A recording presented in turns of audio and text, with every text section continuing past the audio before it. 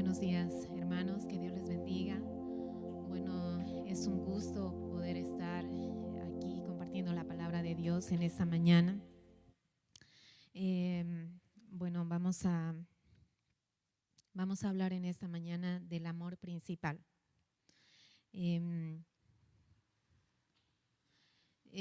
Así como pasa en el noviazgo y en el matrimonio, ¿no es cierto? En el noviazgo nosotros,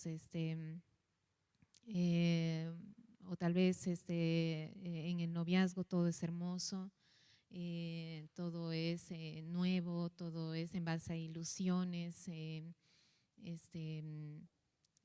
todo parece color de rosa, ¿no es cierto? Pero es en el matrimonio donde se conocen las virtudes, pero también se conocen los defectos. Es entonces cuando el amor sufre un cambio, o bien el amor resulta para bien, valga la redundancia, o el amor termina mal, ¿no? Terminan en tantos problemas, en separaciones, porque se conoce, se prueba el amor en la relación dentro del matrimonio. Entonces yo quiero hablarles en esta mañana del primer amor en la vida del cristiano. ¿Qué es el primer amor para nosotros como cristianos? Entonces vamos a ver qué es lo que algunos piensan sobre el primer amor.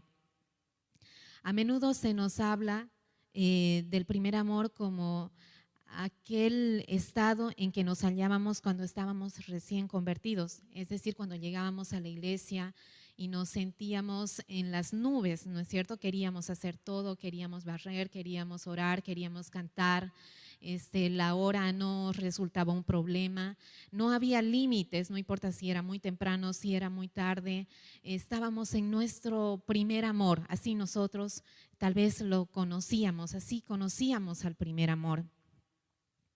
Sin embargo, tal vez no es el concepto correcto, no es el concepto indicado para el primer amor. Vamos a tomar un ejemplo de un recién convertido. Por ejemplo, cuando Jesús estaba en el último momento de su ministerio, cuando estaba en los últimos días, prácticamente ya en la recta final, cuando tenía que ser crucificado y cuando estaba dando una charla a sus discípulos, porque ya en el último periodo él se enfoca en sus discípulos, entonces estaba charlando con ellos, les estaba hablando, les estaba instruyendo porque ya llegaba el momento en que él tenía que ir hacia el Padre, el momento en que tenía que morir, tenía que ser sepultado y tenía que resucitar. Entonces, en esas horas, en esas últimas horas, él tiene una conferencia con sus discípulos. Él tiene una charla muy profunda con ellos porque tenía que instruirlos. Entonces, estaba sentado con los 12 y les dice que él tenía que ir a un lugar donde ellos no podían ir, a un lugar donde no podían acompañarlo todavía, haciendo referencia, como les decía, a su muerte, a la sepultura y a su resurrección. Es entonces que este nuevo convertido, este Pedro, que nosotros lo conocemos por su carácter tempestuoso, ¿no es cierto? Un carácter que decía todo lo que pensaba. Es entonces cuando Pedro le dice en Juan capítulo 13, versículo 37, le dijo Pedro: Señor, ¿por qué no te puedo seguir ahora? Mi vida pondré por ti.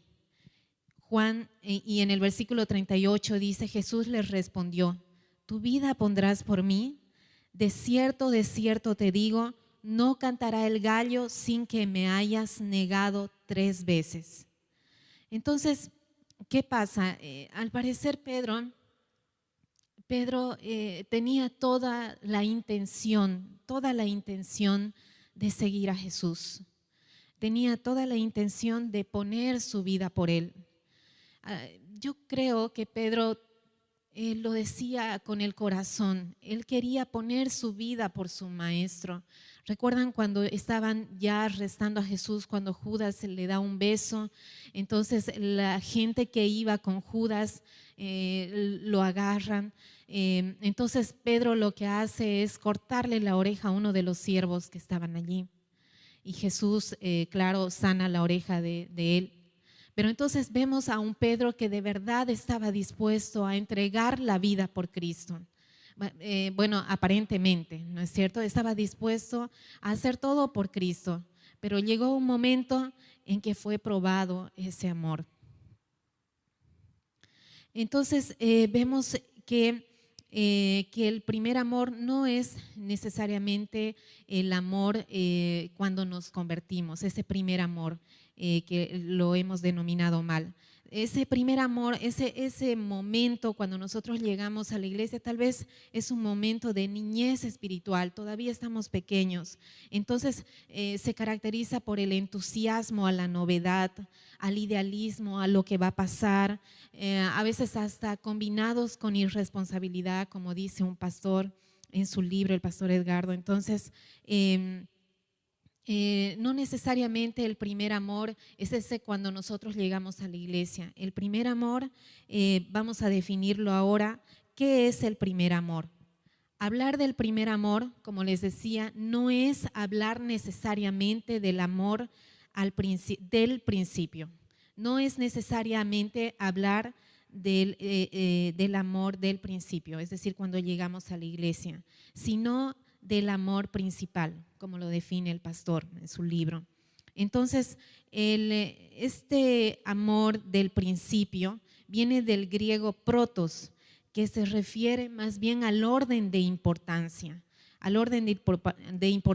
no al orden cronológico, no es decir, cuando nosotros llegamos a la iglesia y es el primer amor, no, sino al orden de importancia, a las prioridades. ¿Cuál es el primer amor en nuestra vida? ¿Cuál es el principal amor en nuestra vida?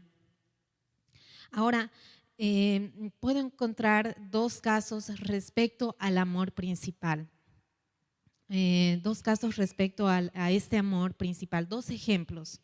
Por ejemplo, este amor principal puede ir del amor a la niñez espiritual o de la niñez espiritual al amor principal. Entonces veamos el primer caso, del amor principal a la niñez espiritual.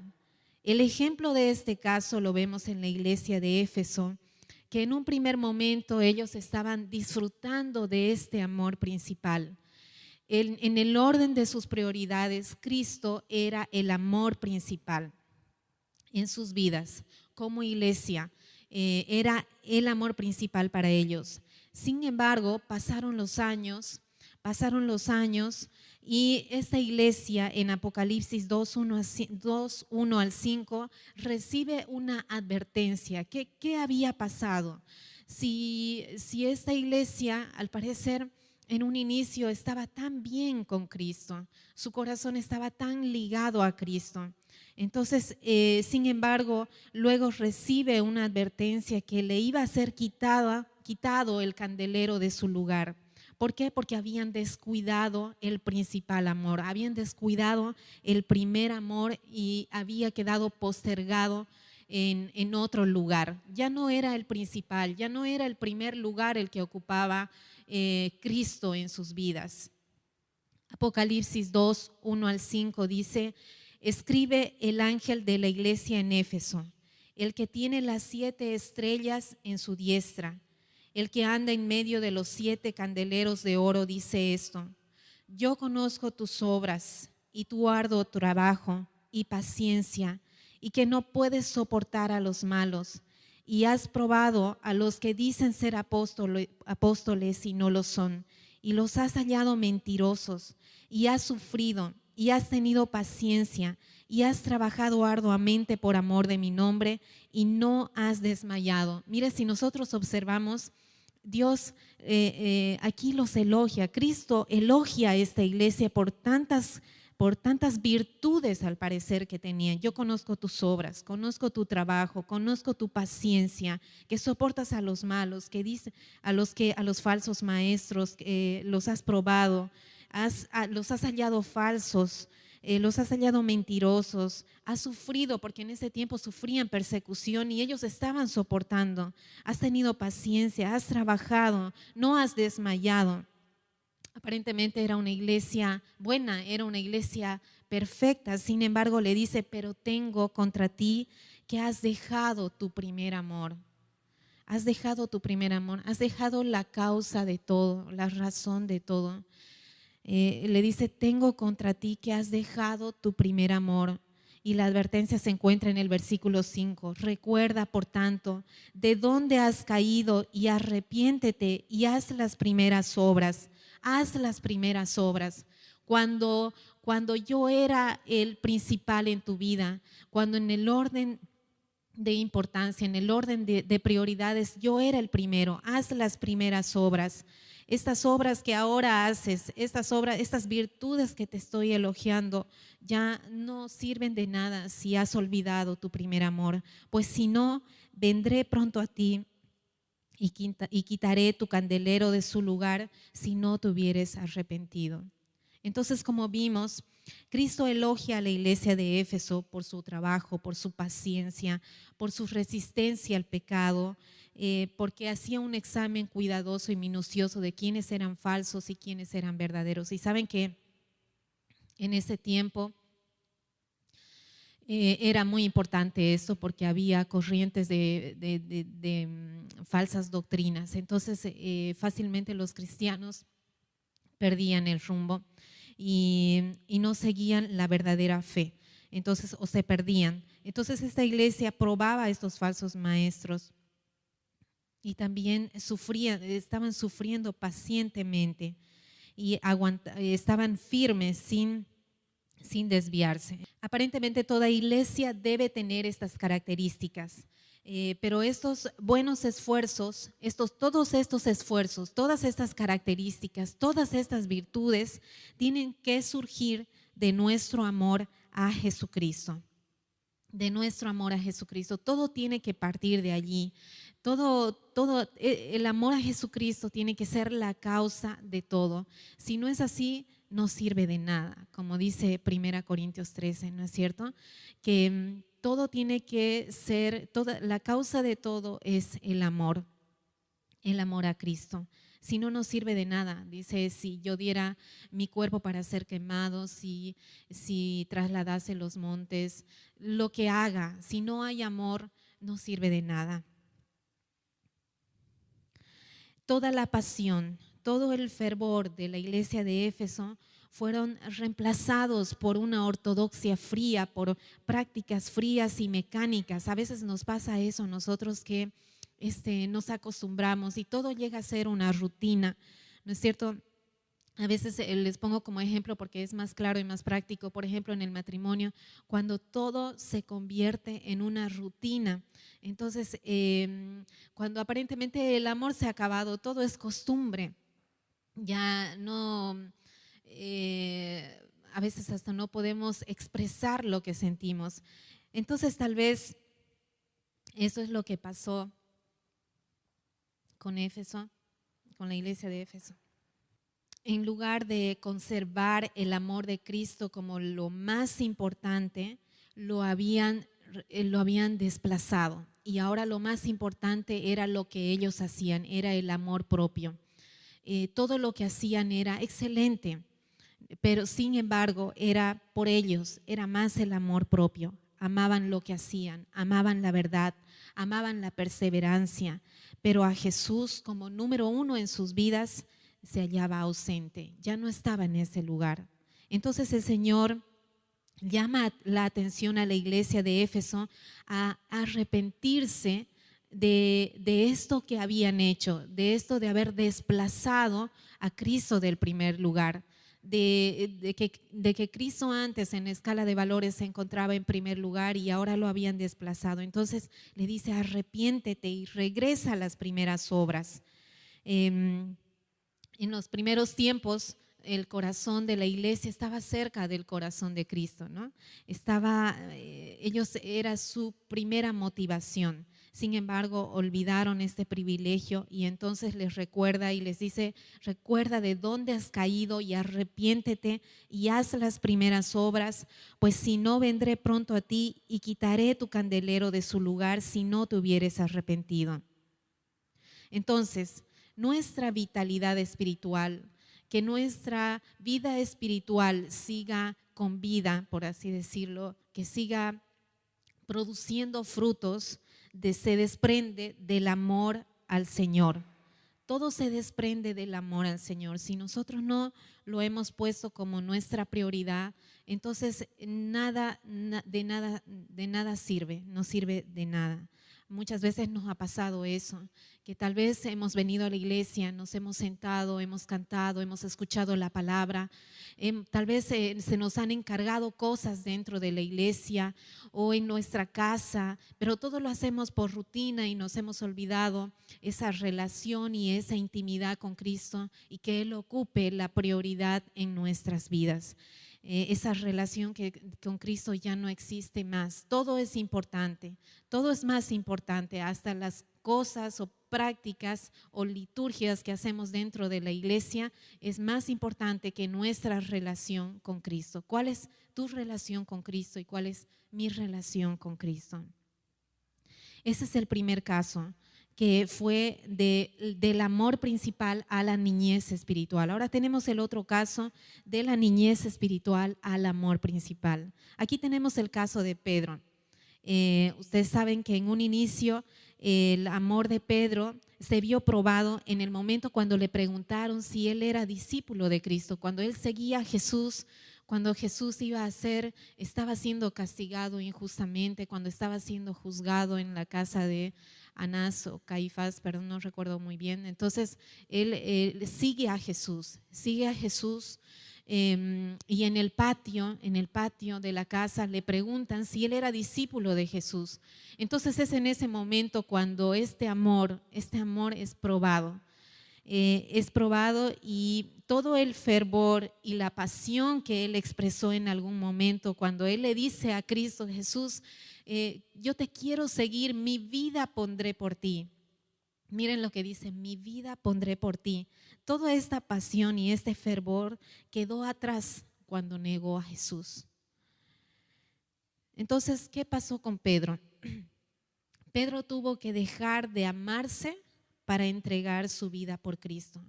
Tuvo que dejar de amarse para entregar su vida por Cristo.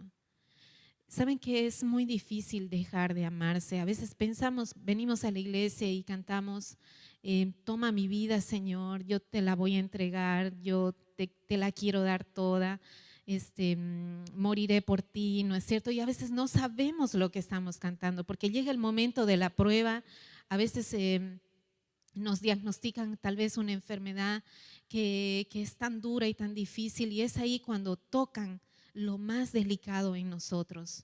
Es increíble cómo ahí entiendo, por ejemplo, a Job, la fe de Job, porque le quitaron todo, le quitaron sus hijos, le quitaron sus bienes, su esposa no lo apoyó en el momento más crítico y cuando fue tocada su salud, cuando fue tocada su vida, él decidió seguir firme en su fe hacia Dios.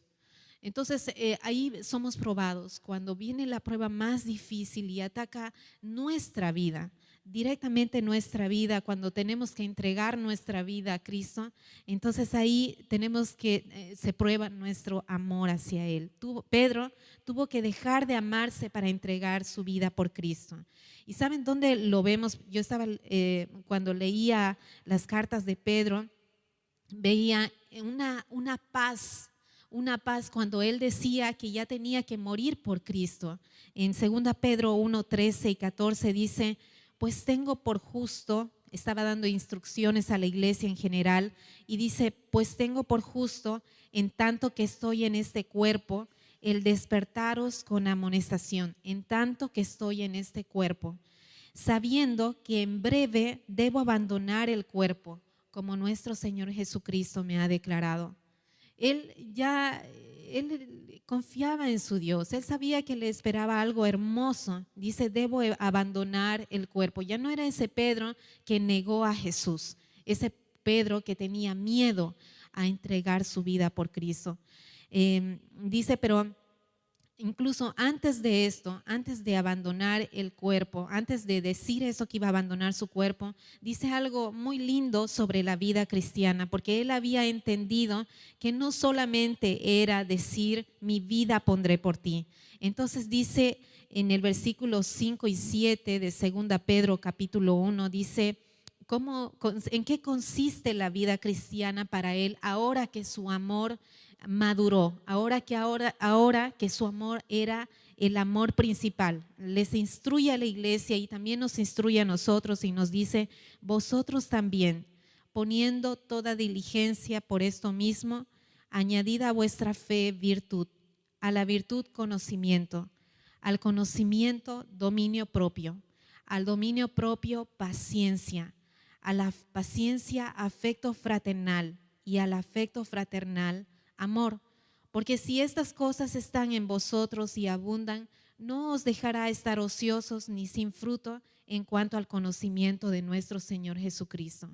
Miren, desde la última entrevista que Pedro tuvo con Jesús, creció tanto en su amor y entendió que no solo se trataba, como les decía hace un momento, de decir mi vida pondré por ti, sino que entendió que tenía que dejarse de amarse a sí mismo para entregar su vida por Cristo.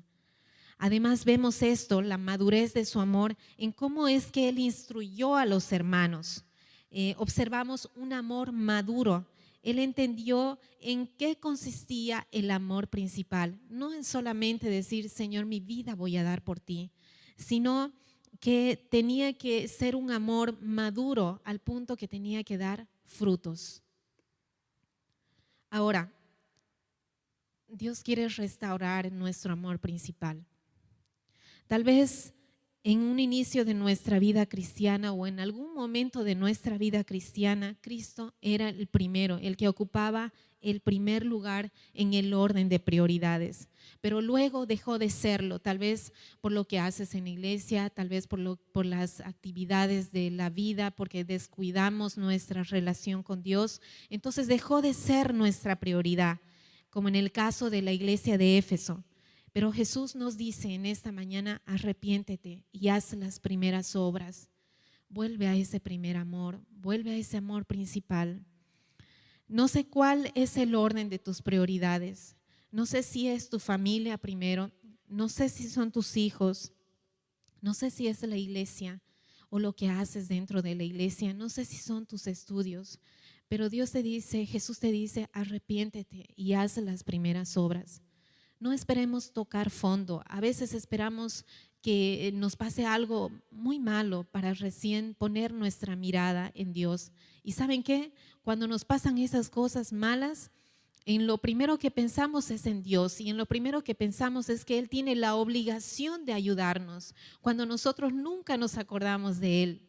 ¿No es cierto? Pero aún así Dios, en su misericordia, aún así, sabiendo que nosotros siempre lo hemos desplazado, siempre lo hemos tenido en segundo, tercero o cuarto lugar, aún así muestra su amor con nosotros. No esperemos eso. O tal vez estamos en el caso de Pedro, que le dijimos, Señor, mi vida pondré por ti. Cantamos y de verdad le decimos de corazón, mi vida pondré por ti, pero no sabemos cuál es la calidad de nuestro amor, en qué punto se encuentra nuestro amor. Entonces, tal vez es ese amor apasionado pero sin madurez, y cuando llega el momento fracasamos, como lo hizo Pedro, que negó 3 veces a Jesús, no pudiendo renunciar a su vida, y sentimos que no merecemos perdón. De eso nos habla Mateo 26, 74 y 75, dice, cuando Pedro le niega a Jesús, dice, entonces él comenzó a maldecir y a jurar. O sea, él no solamente negó, sino que también maldijo y comenzó a jurar. Y dijo, yo no conozco al hombre. Y enseguida cantó el gallo. Entonces Pedro se acordó de las palabras de Jesús que le había dicho, antes que cante el gallo, me negarás 3 veces. Y saliendo afuera lloró amargamente. Lucas dice que Jesús miró a Pedro. Cuando él le negó, miró a Pedro. Yo me imagino una mirada de Jesús, una mirada tan dulce. Y puedo entender su amor. A pesar de que Pedro lo negó, cuando él dijo, mi vida pondré por ti. Entonces dice que lloró amargamente, y a veces nos podemos sentir así, que hemos decepcionado la confianza que Cristo tenía en nosotros. Sin embargo, Jesús vio en Pedro lo que tal vez nadie podía ver por su carácter, por un carácter aparentemente hasta desordenado. Entonces nadie podía ver tal vez un futuro en él. Y sin embargo, Jesús le dejó una responsabilidad muy grande, algo que ni siquiera dejó a ninguno de los otros discípulos. En Juan 27:17 le dijo Jesús a Pedro, Simón, hijo de Jonás, ¿me amas? Pedro se entristeció de que le dijera la tercera vez, ¿me amas? Y le respondió, Señor, tú lo sabes todo, tú sabes que te amo. Jesús le dijo, apacienta mis ovejas. Le estaba dando una responsabilidad tan grande en sus manos, a pesar de lo que Pedro había hecho. Estaba restaurando su confianza, estaba restaurando lo que había pasado. Y le dijo algo más. Es sorprendente lo siguiente que le dice. Le dice, Pedro no pudo hacer en ese tiempo lo que haría. En ese tiempo él no pudo negar su vida, pero años después sí podría hacerlo. Algo que solamente lo podría hacer teniendo a Cristo como su amor principal. En Juan 21:18 dice, de cierto te digo, cuando eras más joven te ceñías e ibas a donde querías, mas cuando ya seas viejo, extenderás tus manos y te ceñirá otro y te llevará a donde no quieras. Estaba haciendo referencia a con qué muerte iba a morir Pedro. Lo que Pedro no pudo hacer en un inicio, porque no pudo negar su vida, lo hizo al final de su vida. En Lucas 12:34 dice que donde está nuestro tesoro, allí está nuestro corazón. Como dice el pastor Edgardo en su libro, aquello que realmente valoramos es lo que terminamos amando. Es lo que dice este versículo. Lo que realmente valoramos es lo que terminamos amando. Realmente valoramos lo que Cristo hizo por nosotros, que entregó su vida, el amor incondicional hacia nosotros, y que ahora nosotros podemos gozar de esa dicha de ser sus hijos y de ser salvos y de un día estar con Él y vivir con Él eternamente. ¿Valoramos eso? En nuestra vida Él es nuestro amor principal. Cristo es nuestro amor principal. Él ocupa el primer lugar en nuestra escala de prioridades. ¿Cuál es nuestra relación con Cristo? ¿Cuál es nuestra prioridad? Si Él es nuestra prioridad, ¿qué es aquello que realmente valoramos? Mientras que la iglesia de Éfeso perdió el amor principal y dejó a un lado el amor por Cristo, Pedro giró su historia, dio un giro de 180 grados a su vida cristiana. Al final de su vida, Pedro ya no es visto más por su traición, por aquel Pedro que un día decía, mi vida pondré por ti, y al otro día lo negaba. Ya no es visto así, sino es visto en su arrepentimiento, en su fe, en su amor, en conocer a su Dios, quién era su amor principal. Dice que cuando él, como estaban en momento de persecución, llegó el momento en que su esposa tenían que darle muerte, y dice que según la tradición, según la historia, él le daba aliento a su esposa, porque le decía que acuérdate de lo que pasó Cristo, nuestro Señor. Y cuando él tuvo que dar su vida, dice la historia, que él no quiso morir como Cristo, sino morir crucificado de cabeza, porque no se sentía digno de morir como Cristo. Y cuando leemos sus cartas, vemos a un Pedro que para Él lo más importante y lo más glorioso es lo que nos espera allá en la eternidad. Ya no amaba su vida, amaba su vida con Cristo. Entonces, en la vida de Pedro vemos no solo nuestra debilidad, porque a veces a nosotros no a veces, siempre nos pasa, ¿no es cierto?, de querer desplazar ese lugar que le corresponde a Cristo. No solamente vemos nuestra debilidad, sino también vemos la riqueza de la gracia divina. En Cristo tenemos nuevas oportunidades. Si ahora nos hemos dado cuenta que Cristo ya no ocupa ese lugar, entonces tenemos la bendición de que Cristo nos dice, así como a Pedro, nos mira y nos dice: apacienta mis ovejas.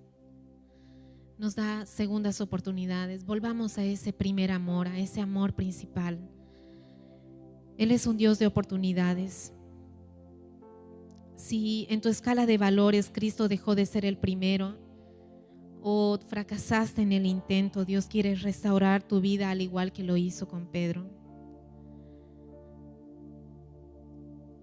En 1 Corintios 13:13 dice: y ahora permanecen la fe, la esperanza y el amor.